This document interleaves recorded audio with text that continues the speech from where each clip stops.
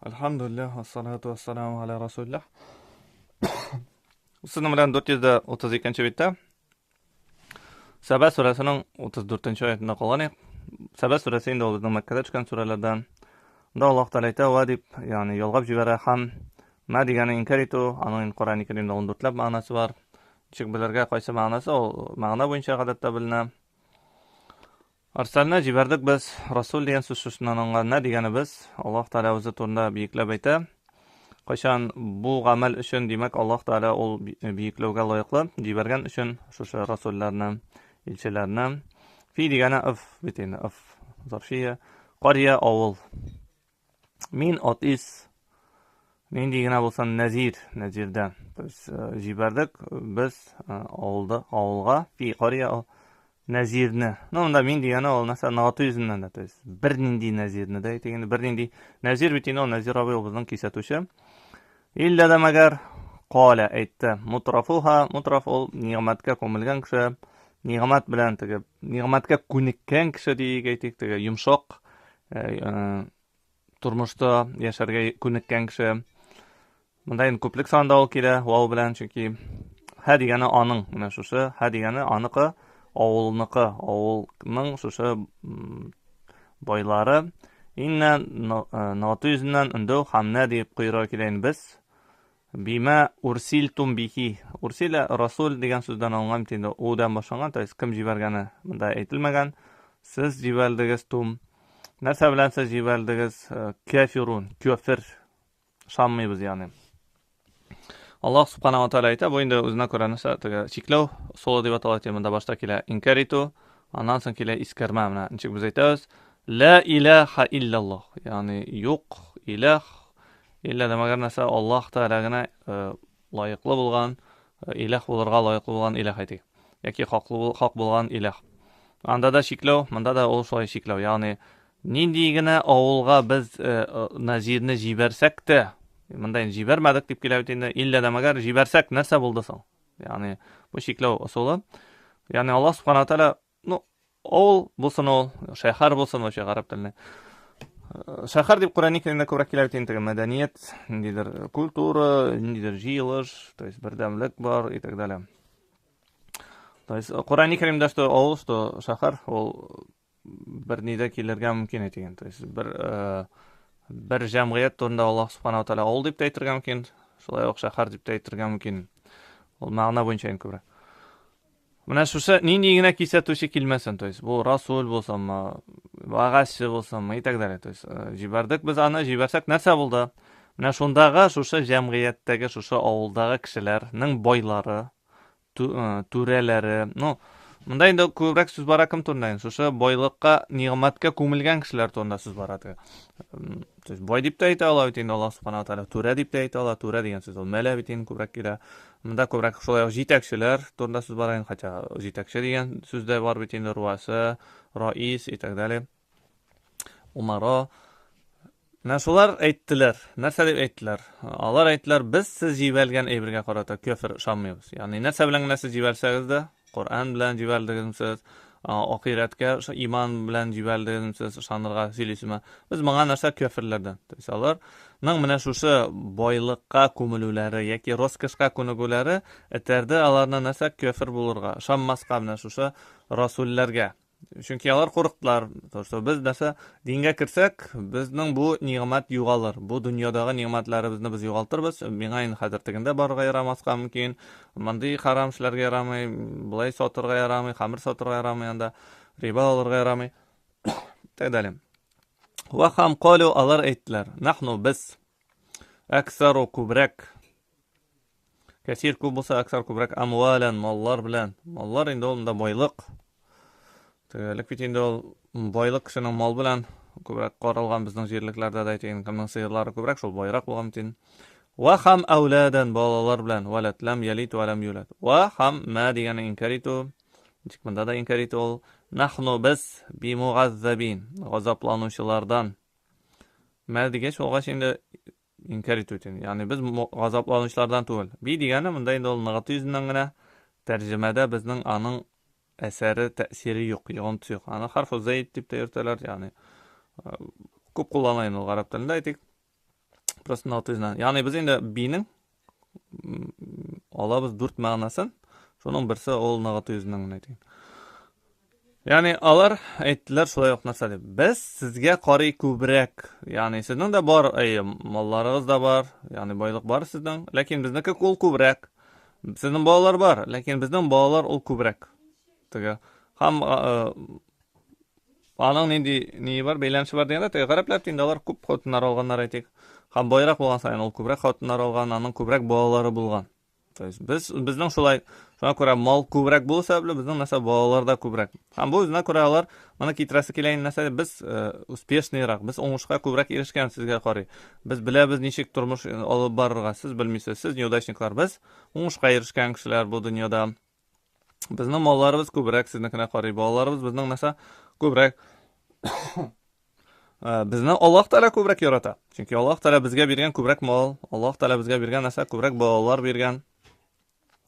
Ham shuna ko'ra nasakay, buni ular ketirasi kelayin narsa deb, mana shusha ular durustroq yashaylar. Ham musulmonlarga qara yoki ishonuvchilarga qara durustroq yo'lda ular durustroq yashaylar deb o'zina ko'ra narsa dalil itirib ketirasizlar kerak. Ham aytalar narsa deb qiyomat kuni umuman bo'lmay.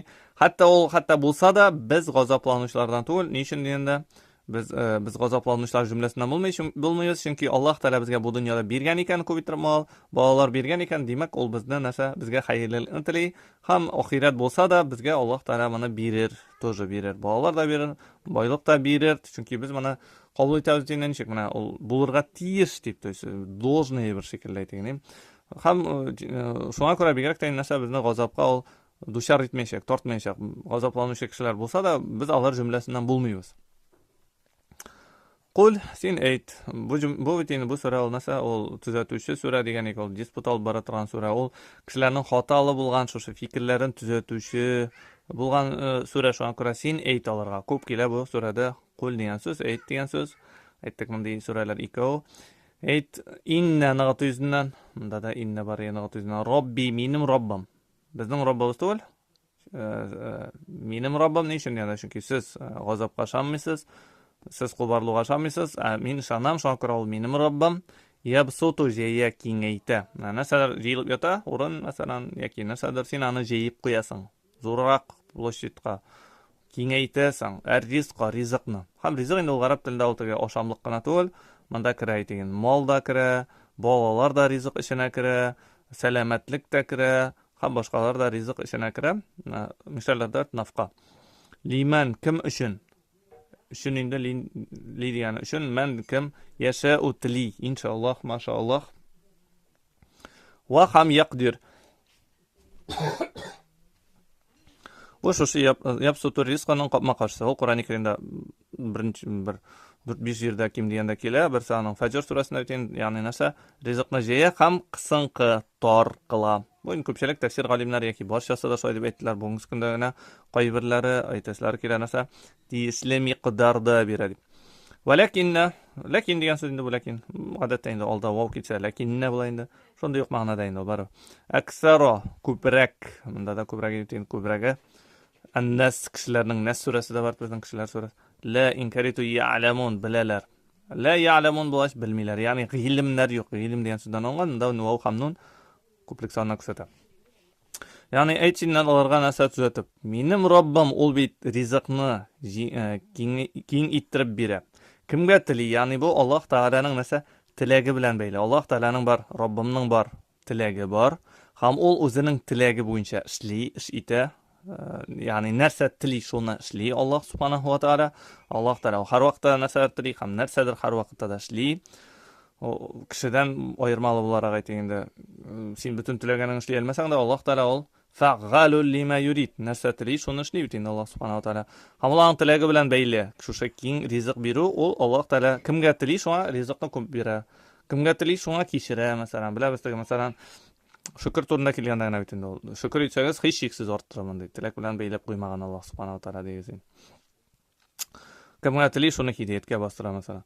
Manda endi Alloh taolo Robbim kimga tili shunga rizqni keng ittirib beradi. Bu endi o'zining hikmati bilan Alloh subhanahu va taolo shulay ishli sinov yuzidan o'tib aytganda ham kimga tili shunga ani tor qila.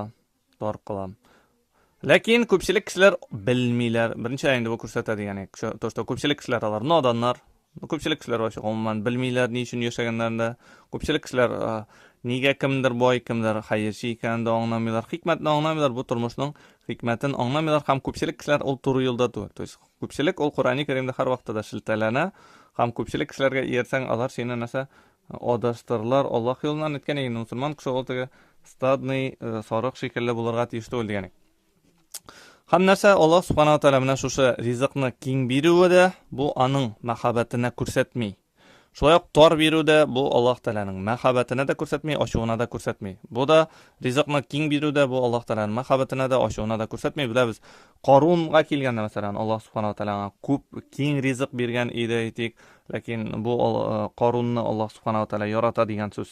Ol tug'il aytingda Şoyak bilamiz Alloh subhanahu wa taolo qo'y bir musulmonlarga da boy berdi. Abdurrahman bin G'avf bilamiz on jannat bilan suyundirilgan kishilardan anada aytadilar. Sen jannatga nasa faqirlardan san 50 ming yildan so'ng kirasın deydi. O aytadi. Nasa satayın deydi. Kishga ertan sadaqa berib bitirsan butun oqshomda kishga men tog'on kela ol, tog'on kirim kira, boytaq kirim kira shuni xatla deb.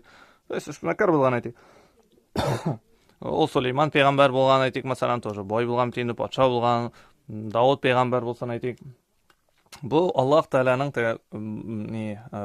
oshug'ini da ko'rsatmaydi biz, Alloh taolaning muhabbatini da ko'rsatmaydi. Ham shunday qisinqi qiluvda. Payg'ambarimiz Muhammad sollallohu alayhi vasallam ol yorli bo'ldi aytik, ko'pchilik chaqda u faqir bo'ldi, ol o'lganda hatto uning uyida bir vobsha oshag'ini yo'q edi, shunga ko'ra u muhtoj bo'ldi narsa Yahuddan olib turib bitindi, hatto shusha o'zining kiyimin zalog qoldirib ayting. Nega musulmondan olmagan? Musulmon kishi aytingdan boshqa bir yashayting. Shuna boshqa olas kelman. Yahuddan olib turgan holatda o'lib ketdi payg'ambarimiz sallallohu alayhi vasallam deymiz. Bu ko'rsatmay Alloh taolo ani yaratmaydigan so'z to'g'ri deymiz. To есть kelishincha aytamiz payg'ambar sallallohu alayhi vasallam Alloh subhanahu va taolo yarata. Qo'yir kafirlarni da Alloh subhanahu va taolo yorliq qila degan. Butun so'zlar narsa Alloh subhanahu va taoloning hikmati, lekin ko'pchilik kishilar buni bilmaylar ayting. Va hamma inkaritu amwalukum sizning mollarig'iz amval. Wala ham inkaritu awladukum sizning bolalarig'iz kum degani sizni kvitin assalomu alaykum billati qaysi sadiq menda bi degani shulay qo'lniga tuyizidan mundaga shekilli deb aytalar ana ayting bi zaida который munda endi mana bular to'g'risida so'z bor, mollar to'g'risida, bolalar to'g'risida, butun to'g'risida mana bu illati tuqardibukum. Bu endi qurbon so'zi shu so'zdan olingan. To'g'ri, mana tomiri q, r, b qurbon narsa yoqinayu degan so'z bitin ol qurbon. Yoqinayta sizni tuqardib, qarraba yoqinayta kum sizni g'indana bizning huzurimizda. Zulfat ol o'zi yoqinayu degan so'zdan olingan. Zulfat oyini bilasiz? Zulfat ol yoqinayu. Illa damagar man kim amana iman keltirgan shongan va g'amila ham qilgan solihan yaxshini. Fa shuning natijasi ulaika ishara qilu lahum alarga jazakallohu xayran deydi. Vazdayni bular ad-dif bu orttirilgan, to есть не просто orttirilgan zaida to'l, ikkilata orttirilgan, uchlata, to'rtlata и так далее. Bima bi endi bunda mana o sabab, ya'ni biz bunda o'tganik bi ol noto'yizdan deganik, shulay bining bor sabab, ma degani narsa sababli. Ya'ni bining endi biz o'tamiz. Sözün bilen 4 ma'nosin kim deganda bunda ikki ma'nosi, shulay g'anim bor ma'nosi birsi isbetini bilan, masalan bismillahirrohmanirrohim deganda ham tam bir ma'nosi oldi, ant ma'nosida masalan billahi deymiz. Billahi deb aytadi. Ant ma'nosida amilu qildilar, amal qildilar. Va hum ham alar. Ham odatda endi vovdan so'ng nindi olmaslik ketsa, ular shunday holatda fi g'urufat deb ataladi endi u yuqori bo'lgan binolar. Arab tilida ataladi g'urufat deb. Bugungi kunda o'talar tintirna arab tili o'tasan, sen aytalar narsa g'urfa ol bo'lma deb g'urfa. Lekin arab tilida g'urfa ol buyuk binolar. Bo'lma ol arab tilida hujra deb ataladi. Hujurat surasida bor bizning Alloh xolam. Aminun imin holatda.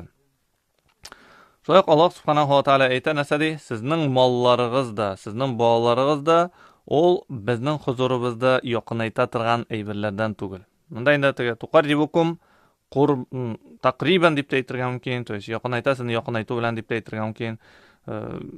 Bu zulfa bor bitta boshqa suralarda da keltiriladi, lekin Alloh subhanahu va taolo boshqa fe'ilni qo'llanganmanda yoqinayta sizni yoqinaytuv bilan.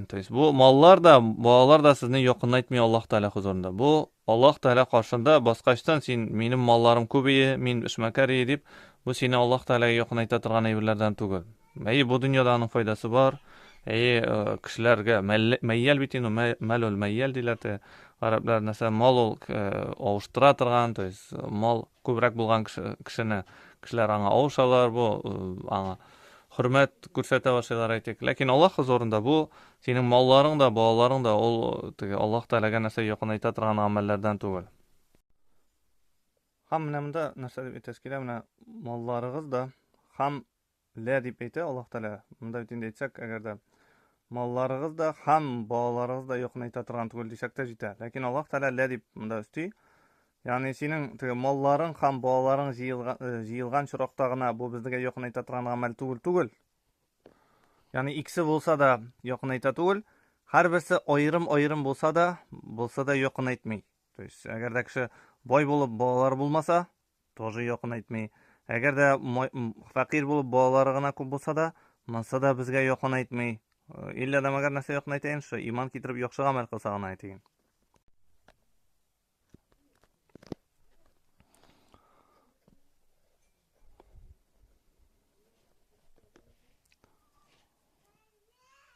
Allah Peygamber sallallahu aleyhi ve sellem o'zining hadislarında aytadi, Alloh subhanahu wa ta'ala u qaramay sizning mollaringizga da, suratlaringizga da qaramay, lekin qaray sizning qalblaringizga. Ham qaray sizning amallaringizga deb bir rivoyatlarda keltiriladi.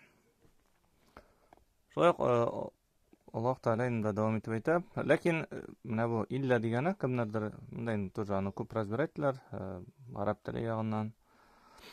Kimda kim iymon keltirgan bo'lsa, ham yaxshi amal qilgan bo'lsa, anga endi mana shu mollari da, ham bolalari da anga ol bo'lar narsa Alloh taolaga yoqinayta turgan amallardan. Chunki agarda mollarin iymon keltirgan bo'lsa, yaxshi amal qilgan bo'lsa, mollarin halal yo'l bilangina topgan.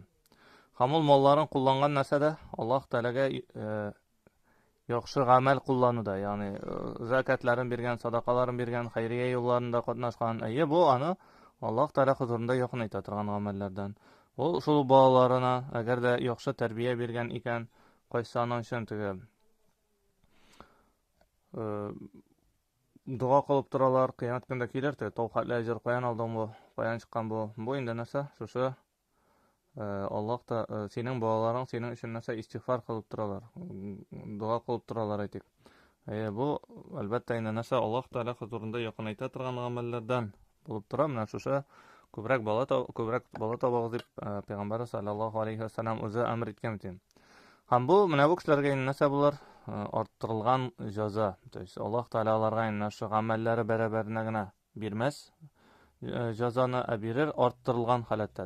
Bir yaxshilik uchun ondan olib 700 ga qatli beraytin. Birga bir bermay. Mana shu qilgan amallari uchun deb Alloh subhanahu va taolo aytadi. Ham narsa bularlar shu jannatlarda buyuk bo'lgan yuqori binolarda bo'lurlar. Payg'ambar sallallohu alayhi vasallamdan shunday hadislar keltiriladi. Jannatlarda bor shunday g'uraflar, bo'lmalar bor yoki mana shu yuqori binolar bor. Qaysilarining ko'rina ishki ulushi tishdan, tishqi ulushi ko'rina ishdan. Ham bir so'raydi kim uchun bu ya Rasululloh deb Payg'ambar sallallohu alayhi vasallam aytadi, bu kishi bu kim so'zlari toyib bo'ldi, yaxshi bo'ldi, ya'ni unda ne deydi? Yolg'on, g'aybat, ne deydi? Sug'unun so'zlari yo'q etadi. Yaxshi bo'ldi ana so'zlari, ko'rkam bo'ldi ana so'zlari, ham rizq oshatdi ol. Boytaqgina o'roza tutdi, davomli bo'ldi o'rozasida yoki постоянно o'roza tutdi. Ham kishilar yiqilganda namoz o'qidi deb payg'ambarimiz sallallohu alayhi vasallam o'zining hadislarida aytadi. Ya'ni bu narsa degan so'z, bugungi kunda agarda biz qarasak, majorlar butundalar o'zina ko'ra yurt tuzsalarda qo'yda tuzlar. Endi odatda tuzlar shunday deydi. Tabiat qushog'ida ham ular odatda tuzlar shunday mana shu tabiatga oshiq bo'lgan mana deydi lodjilar, nelar tabiatni ko'rlik bo'lgan holatda. U masalan bir necha etajli tuzi ustun mana shu eski etajni narsasli piyoladan ishlaydi. Narsa uchun ko'rinsin shu tabiat. Mana bu jannatdagi g'uraflarda aytganda, to есть anda jannatda endi tabiat ishkitmalar, niq motor aytgan. Mana shunday yuqori yuqori nelarda bo'lurlar, ular saroylarda ham shu yuqori saroylardan kuzatalar. To есть mana shu tabiat bilan lubovat siytalar, soqlanalar aytik. Ham bu bo'lmalarda ular imin holatlarda bo'lurlar. Ya'ni bunda ularga kimdir berib kirmay, kimdir ularda bundan qo'yib tashigarmay, qo'rqasi yo'q. Seni bundan qo'yib chiqarlar, veselaytirlar. Dalil masalan Palestinada ko'ramiz. Ya atisini olib ketar, ya anisini olib ketar, ya bolasini olib ketar. Yo'q, bunda qo'rquv yo'q. Bunda qo'rquv yo'q. Bular imin bo'lgan holatda bo'lurlar aytik. Va ham alladina qaysilari yasg'avna saga degan so'z endi aning boytoq ma'nolari mana bizning bir Safa bilan Marva orasida bor sag'i bitindi qilamiz. Olda bo'lsa tez yuribmiz. Anda endi yashillik alamat orasida shu shobasini bitindi sag'i o oshqonu yönelish, tirashu, amal bütün sizakira. Mana Fajr surasida, Layl surasida da inna sa'yakum lashatta, sizning oshqonularingiz, sizning amallaringiz, tirishliklaringiz turli. Fi ayatina bizning oyatlarimizda mu'ajizina. Bu endi g'ajiz degan so'zdan olingan, mu'jiza so'zi shu so'zdan olingan, ya'ni buldiqsiz. Mana mu'jiza uchun ol narsa deymiz, kishini buldiqsiz qoldira turgan bir. Mana masalan aytamiz, Musa payg'ambar u toshladi tapashin, ham ol tapash aylandi yilonga. Albatta sehrchilar bunday birdan g'ajiz, ular buldira olmaylar. Ol tapashni, bovlarni shin haqiqiy yilonga aylantirgan. Bu mu'jiz ikki yoqlab, to есть bunda degisa mana g'ajiz qoldirgatli, mana g'ajiz qoldirgatli. Bunda ham ko'p turli tafsirlar bo'ldi. Uni qararmiz inshaalloh. Ulaika nashu ishara ko'plik sanalar fi g'azabda muhdarun. Hadir ol bizning присутствовать etishing bor. Mana g'oibning qopma qarshisi. Masalan, arablarda dars boshlanir oldidan endi ular boshda narsa hudur val g'iyab deb ataladi. Shu hudur, ya'ni kimlar bor? Masalan, Ahmad bormi? Hadir bor. Tegese barmi? Petrov bormi? Masalan, g'oib ol yo'q masalan degan. Yoki bolang aytasan, ahdir. Bunda buldir ali. Narsani ko'p shay bir şey olib keladi deb aytgan, bir shuni ayag'im. Alloh subhanahu va taolo mana shu kafirlar to'g'risida aytadi, qaysilari fi bo'lg'ash endi ol bizning oyatlarimizga teran kirib o'ranalar. Mana shu bizning oyatlarimizda ular nega oshqanalar? Bunda tirishlik qilalar, ular oshqanoq, bunda oshqanalar, tirishlik qilalar. Nima maqsaddan mana shu oyatlarimizni botilga chiqargan. Aytasizlar kelar Qur'oni Karimda Qur'onni o'ranalar, ham aytasizlar kelar narsa Qur'onda mana xato bor. Qur'onni o'rgangandan so'ng men dindan chiqdim. Itadal, turli shubhalar. Ular otasilari kelar. Bu bo'lsin bizning oyatlarimiz, Qur'on oyatlari to'g'risida bo'lsin yoki bu dunyodagi bilamiz payg'ambar sollallohu alayhi vasallamga hech qanday aytalar edi. Safa tog'in oltinga aylantirsang, unda biz seni iymon keltiramiz itadal. Ular endi bilalar bizning musulmonlarning oyatlari kishi ol oyatda ekan, to есть ularni suyib bitirib bo'lmay, ularning musulmonlarning kishi qurolda da to'g'ri, ularning kishi ol oyatlarda ekan. Shunga ko'ra ular birinchi shiratda hujum qilalar mana shu oyatlarga aytgan. Ham bu bir yoqlab, to есть shu oyatlarni botilga chiqarganlar, turli shubhalar keltirganlar musulmonlarga, ishongan kishilarga.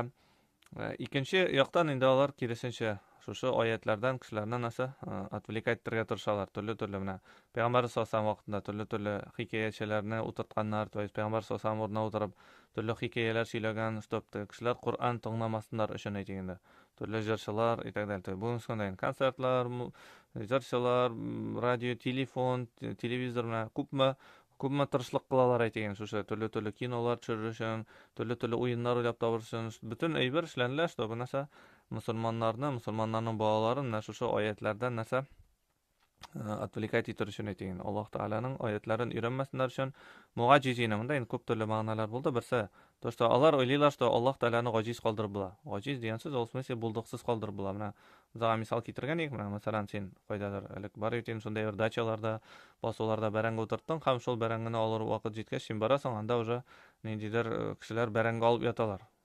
Agarda ular kuchli bo'lsalar, senga qarashim tindalarni narsa o'ringa o'tirtasin kelar, ort sabag'ini nuqtasini kelarlarni suzib tasolasin keladir balkim. Lekin ular kuchli bo'lsalar, sen endi narsa aysan, sening kuching yetmasa, bo'q bo'lmish deysan da o'tib ketasan. Ular seni g'ajiz qoldirdilar. Yoki ular o xalla kuchlilar to, lekin ular narsa tez sibtirdilar. Tez javob ketdilar. Sen ularni tog'in aql o'qitalmisha qolding, o'zingning so'zingni aytalmisha qolding, to seni ular g'ajiz qoldirdilar. Ya'ni mana shu qaysilari bizning oyatlarimizga qarshi ishlaylar. Ular o'ylaylar Alloh taoladan qochib qutulib bo'ladir deb. Alloh taolaga qarshi turib bo'ladir deb. Bu bir ma'nosi. Ikkinchi ma'nosi ol mana shu oyatlarning g'ojizligini ko'rsatasizlar keladi. То есть bu oyatlar ol kuchli tugul, bu oyatlar ol ma'nolar tugul deb aytasizlar keladi. Ham Alloh taolo aytadi, bular to'rtlanasalik, bular g'azobda. То есть g'azobning ishida fi bo'lg'ashindi. Ham ular mana shu g'azobga ularni buldirtalar. Tilaymi ol, tilamaymi mana seni sudqa narsa kuchlab olib keldilar. Majburiy ravishda sudqa olib keldilar. Bunda endi ana g'azobga narsa majburiy ravishda olib keladilar aytik. Qul aytsin, albattaki. Qul ko'p keladiganik bu surada. Inna na'tizna robbi minim robbim yabsutu ayting endi bo'lmasa mana shu keng qila jeya rizqni liman kim uchun yasha u kimga tili dedik. Maşallah min ot is ibadihi o'zining g'ibadat qullarini g'ibadat ol qulluq ko'rsatib endi va yaqdir ham qisqa qiladi dedik yoki tegishli miqdorda beradi.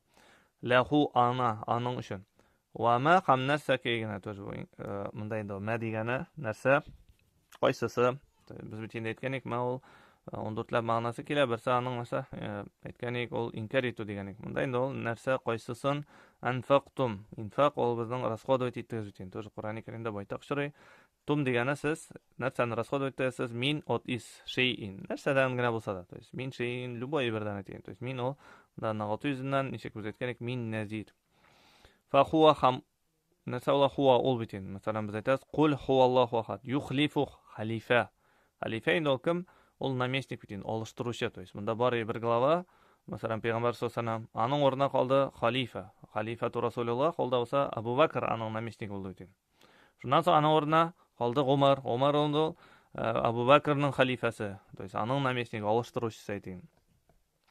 Va huwa ham ol dedik. Ol qul huvallohu ahad.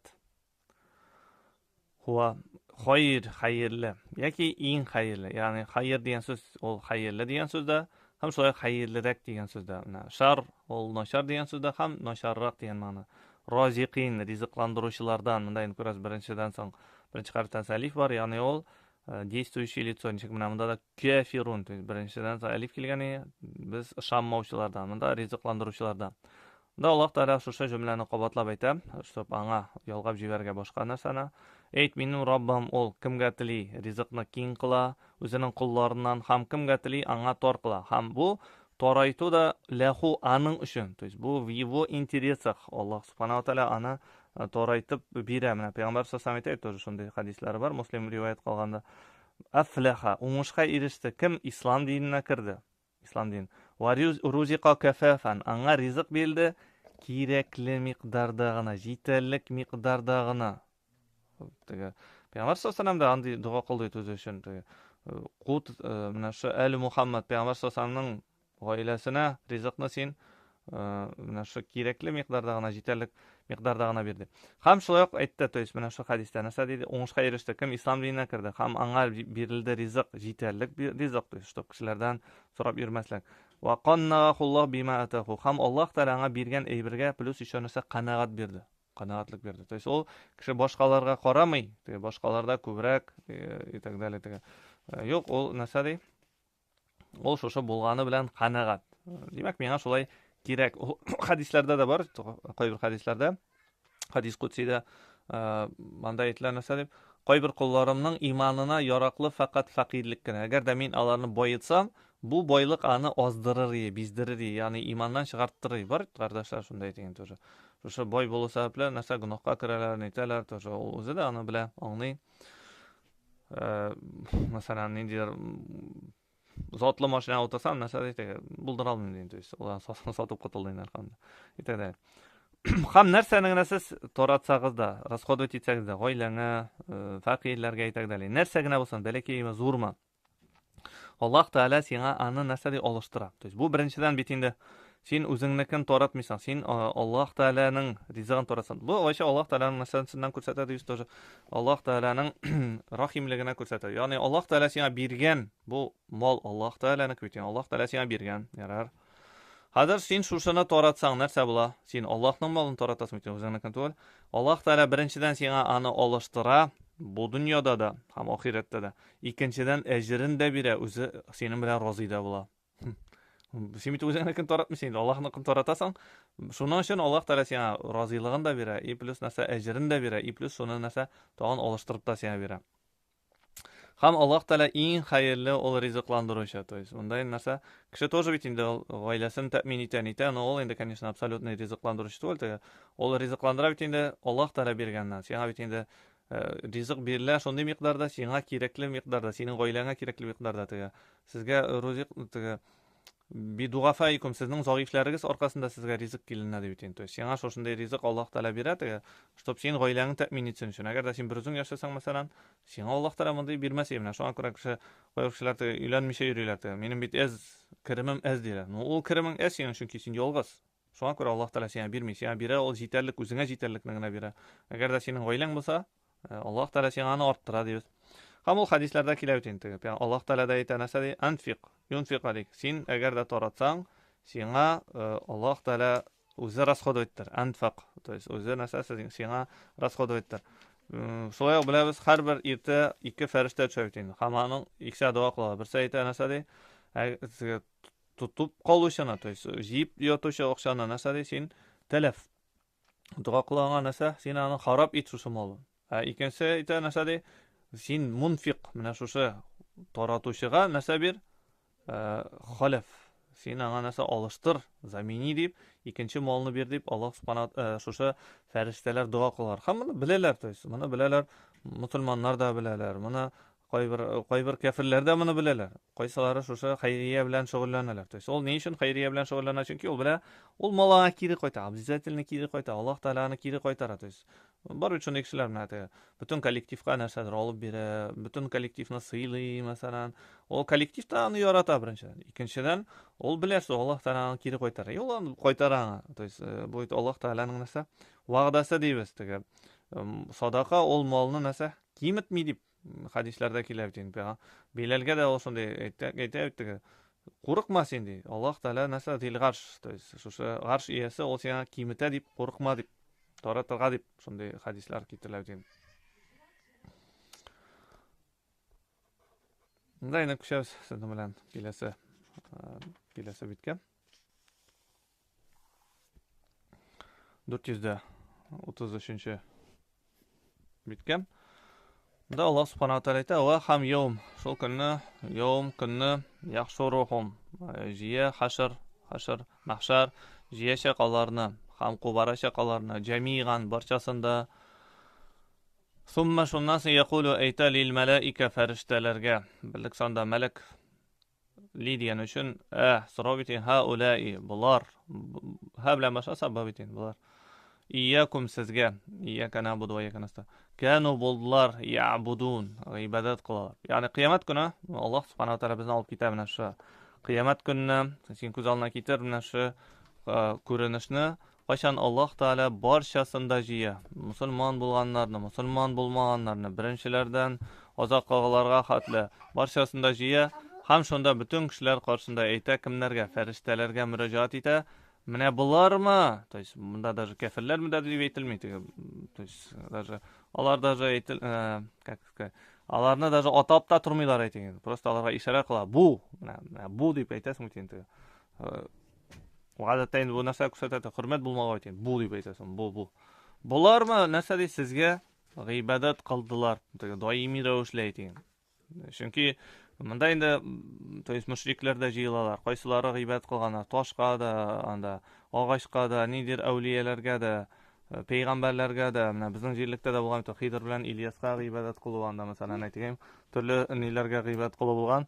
Һәм монда иң шәрәфәтле гыйбадат кылынучылар ул кем инде, аларның әйтегем ширк кылынган. Ул да булса шушы фәрештәләр, һәм менә шу фәрештәләргә мөрәҗәгать итеп Аллаһ Субханаһу ва Тәала әйтә.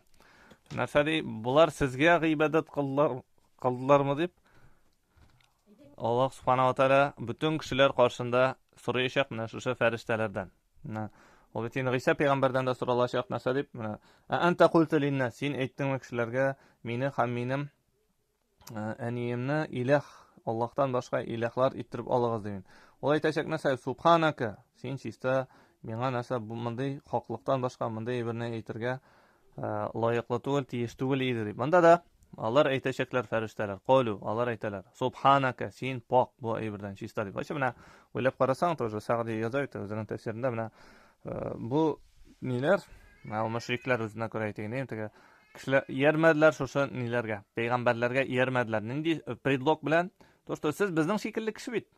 Siz bizning shekilli kishi deb mana o'sha payg'ambarlarga yermadilar. U bugungi kunda da mening shaxsiy o'zimda shunday deb aytganlar bor. Ya'ni mana o'sha masalan mulla kishi olib ishlamaydi. Mulla kishi olib ishlamaydi deb ayta. Bunda da alар aytalar narsa bu bor tik kishiga siz o'zingiz samoq kishiga itoat etasiz deb. To'ysalar o'zidan ko'ra narsa bu ayber adashuv deb aytdilar endi. To'ys biz ниже нашего достоинства deb aytdilar. Mana o'sha g'odiy kishiga yeruni itoat etuvni ayting. Lekin shul vaqtda alар rozi bo'ldilar narsa bilan. Alар rozi bo'ldilar nindir toshqa ibodat qilib bilan. Nindidir og'ashqa ibodat qilib bilan. Mana bugungi kunda shirshaga masalan bizning jamg'iyatda aytaylik. Shirshaga ibodat qilib bilan rozi. Qo'yasan sening aqling. Sen o'zing sen kishiga itoat etuv bilan rozi tug'il. Lekin rozi ibodat qilib bilan nindidir aytamiz shirshaga aytik. Hech aql yo'q ekan deydi. Allar aytadi narsa subhanaka, ya'ni sen chista bu narsadan pok, anta sen valiyuna bizning valiyimiz. Min dunihim alardan boshqa. Vali kim endi? Vali bitin o ikki narsa bor, ular orasida nindi shit ayber yo'q. Bu endi yoqinlikqa ko'rsataylik. Покровитель, saqlovchi, yo'qlovchi mana nikohda da bo'laydi endi vali ayting. Eng yoqin kishi ayting. Sening manfaatlaringni qorovchi, u so'yoq союзникda bo'lirga mumkin ayting. Saqlovchi da bo'laydi endi vali. Butun yoqlab ayting. Min dunihim alardan boshqa. Bal, bu endi ko'shinu, to есть ikkinchi so'zga qo'shilganda bal deb aytiladi endi kirisincha desakda bo'lar. Kanu bullar alar, to есть davomlilikqa ko'rsatadi endi kana. Ya'buduna ibodat qilar narsaga jinlarga. Aksaruhum ko'pchiliklari alarning bikim shularga qarata mu'minun, mu'minlar ishonuvchilardan. Ya'ni alar aytalar narsa deb pok sen bu ayberdan, stop sening tengdashing bo'ldi, stop biz senga tengdash bo'ldik yoki boshqa zot senga tengdash bo'ldi, sen bu ayberdan narsa shista, sening yo'q tengdashing. Sen bir o'zingina g'iybatga loyiqli, ham sengina bizning valiyimiz. Ya'ni biz ulardan endi ertaga valilik umidlanmadik. Biz ulardan покровительство, yordam, saqlov umidlanmadik. Sengina bizni saqlovchi, sengina bizning valiyimiz, sengina bizning yoqinimiz, sengina biz umidlanamiz, saqlovni, yoqlovni, союзничествоны butun shunda sengina biz umidlanamiz. Ular dey nasari g'ibodat qillar shinborliqda jinlarga. Chunki jinlar, shaytonlar ularga mana jinnatlab ko'rsatdilar. Qachon biz aytaylik aytamiz kishini Alloh taolo shunday qilib zaprogrammiroldi, shunday qilib borliqqa keltirgan. Agarda kishi Allohga g'ibodat qilmay ekan, u boshqa zotga g'ibodat qiladi. Mensiz u yashay olmaydi. Butancha bo'lmaydi turmush aytaymiz. Boshqa birga g'ibodat qilib, bu o'zi shaytonga g'ibodat qilib. Chunki boshqa birga g'ibodat qilirga amr etakim jinlar, shaytonlar ham nindingina son bo'lmasin, nindingina put bo'lmasin. Butunisida bu aning ortida o'tirar shayton, jin ham jinlar aytganlar uchun shu farishtalarga g'ibodat qilirga, kishilarga aytadilar, putlarga, anda yulduznomalarga. Shunga ko'ra bu jinlarga g'ibodat qil. Ham ularning ko'pchiliklari shu jinlarga shanalar mu'minlardan, to есть постоянно shonuvchilardan. Butun sizlar deb aytmaylar, chunki ular kimning narsa ko'ngilida narsa bor ekanini bilib bitirmaylar farishtalar. Shu aytaydi. Alloh taolagina butun sunda bilar. Shunga ko'ra ular ko'pchiliklari mana shu mushriklarning shu jinlarga narsa iymon keltirishlardan ishondilar. Falyawma endi bugun la inkaritu yamliku milik bor endi. Maliki yawmiddin podsha vladeyt etu ne vladeyt endi to'g'ri aytganda joylar. Ba'dukum qaybirlarigiz, ba'zi birlarigiz li ba'd qaybirlarigiz uchun Rizadim Faxriddinlarda yozar, ba'zi birlariminday, ba'zi birlariminday. Nafg'an manfaat foyda bitin va la inkaritu darran zarar va naqulu ham naqulu biz aytamiz lilladina qaysilarina aytamiz shun zolamu zulm qillar zuqu zavqtirg'ish totig'isiz g'azabni annar o't g'azabin allati qaysan kuntum buldag'isiz biha anga qarata tukazzibun yolg'onga ishorasiz, ya'ni ishonmaysiz grubu göre. Не просто ishonmaysiz, еще plus еще narsa yolg'on deb aytasiz.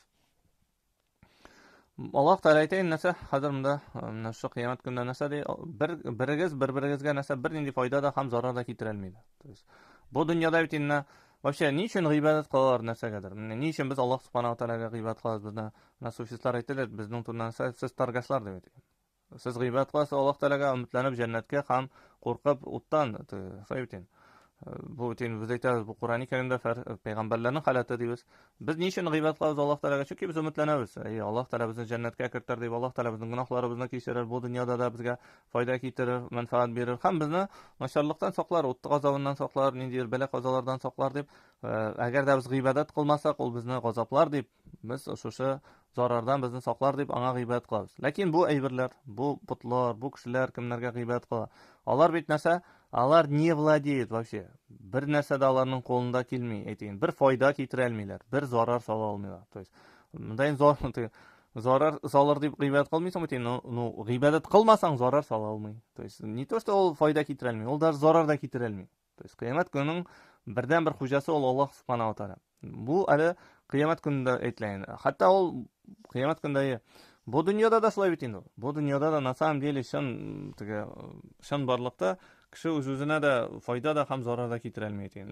Lekin qiyomat kunida bu nig'roq oshiqroq ko'rinadi. Bu dunyoda ayting borda ol aytanasa, men o'zim kasb etdim, men mana foydaga erishdim, itaqdalik. Men o'z-o'zimga zarar soldim deb o'zi to'rinda aytirgan mumkin hali. Lekin qiyomat kunida yo'q. Qiyomat kunida bir iloh, bir kim, bir put kimgagina g'iybat qilsinlar, nindi nachalnik kimgina bo'lmasin ayting, bir foyda ham bir zarar sola olmaydi. Ham aytamiz biz mana shu zulm qilgan kishilarga. Unda shirik qilgan kishilarga, ular endi zolimlar, narsa aytamiz, totala shu g'azobni. Nindi g'azobni, o't g'azobin. Qo'ysin siz narsa yolg'onga chiqargan edingiz. Siz qo'ysin narsa ishonmagan edingiz ayting. Bu shu o't qo'ysin siz o'zingiz ishonmagan edingiz. Narsa ishonmaгаningiz uchun narsa siz shu o't g'azobini totig'iz deb biz ularga narsa aytamiz. Bu endi narsa ularga jon g'azobini ustiy turgan aybirlardan aytik. Qachon ularga aytilar narsa deb shu totig'iz. Mana siz o'zingiz ishonmaгаningiz, mana shuning uchun narsa hozir endi totig'iz deb.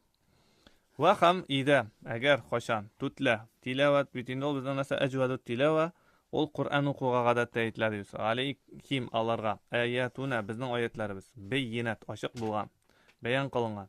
Qalu aytdilar, ma inkaritu hada, bu bir narsa to'g'ri.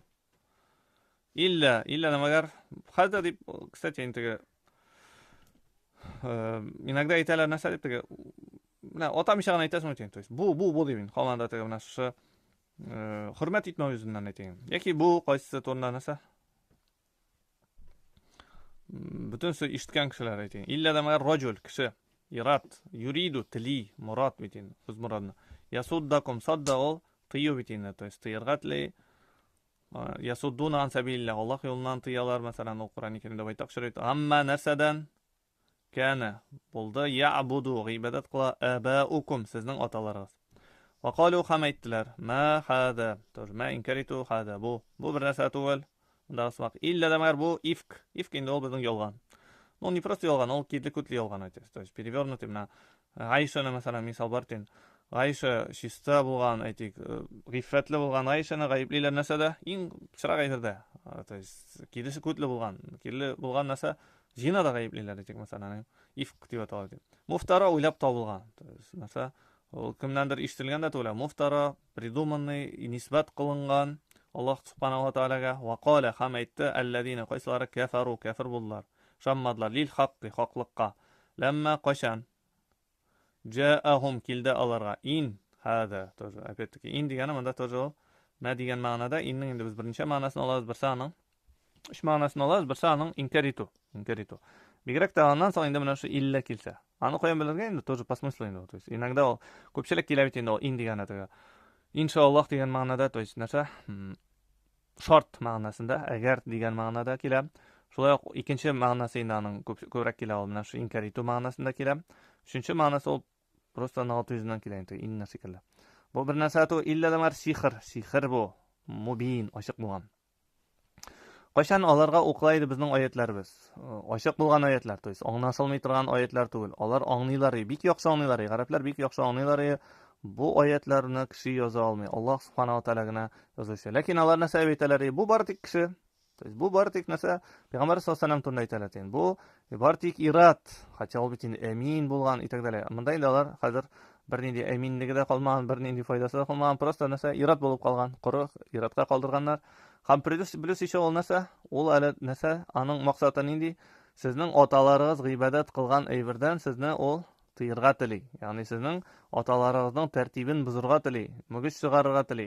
Nidir bo'lgan sistemani ol buzurga tili. Siz bitin otalaringizni hurmat etasiz, otalaringizni yaratasiz. O sizni shu ayberdan tiyirga tili. Allar aytasizlarki, sizning otalaringiz o'ldirish yo'lda bo'lgan. Mana bu olib kelgan nidir yangi din olib kelgan u sizga. Bu nidir narsa sekta olib kelgan u sizga и так далее. Ni traditsionniy islom olib kelgan deb aytasizlar kelayin. Hamma aytdilar narsa deb, bu baratik narsa Qur'on turida masalan, bu baratik yolg'on, o'ylab topilgan yolg'ongina deb. Qachonlar ani bilalar, что bu Qur'onni kishi yoza olmaydi. Muhammad sollallohu alayhi vasallam ani yoza olmaydi. Allar ani bik yaxshi bilalar. Payg'ambar sollallohu alayhi vasallam turida da bilalar edi, что ol narsa boshqa bitim narsa o'zinda Payg'ambar sollallohu alayhi vasallam o'zina boshqa bilganlar, qachon bik yaxshi bilalar. Ol durust so'ylovchi. Bir qo'shanda yolg'onnaman kishi ayting, deymi? Bilalar edi. Aning kim ekanligini, lekin allar ani o'zina ko'ra narsa kimchilik deb aytasizlar keldi. To'shta ol tiya narsadan bizning otalarimiz g'ibodat qilgan ayberdan, ilkigi traditsiyalardan, bizning millat, bizning urf odatlarimizdan tiya deb aytasizlar keldi. То есть bu kimchilik, bu durust tugul, ol krivoy kishi, ol nindir ekstremist, ol nindir narsa radikalniy kishi deb aytasizlar keldi. Boshqa payg'ambar sollallohu o'zina beylandi. Andan so'ng beylanlar Qur'oni Karimga narsa deydilar, bu yolg'on, o'ylab topilgan yolg'on. Hatto bik yaxshi bilalar, что bunday birni bir nechta o'ylab topib bo'lmaydi. Bunday bir nechta o'ylab topib bo'lmaydi. Ular uni bik yaxshi bilalar, lekin kishilarga shubha soluvizdan payg'ambar sollallohu alayhi vasallamning o'zina, da'vatchining o'zina beylanalar.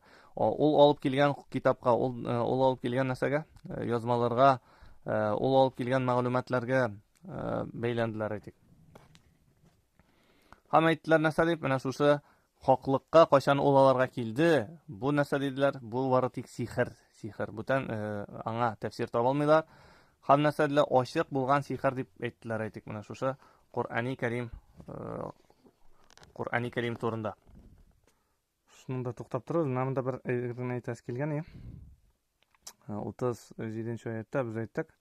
Alloh aytgan narsa, Alloh subhanahu va taolo aytadi: sizning mollaringizda ham bolalaringizda ol bizga yoqinayta turgan amallardan tugul deb. Bizga yoqinayta turgan ayberlardan tugul deb.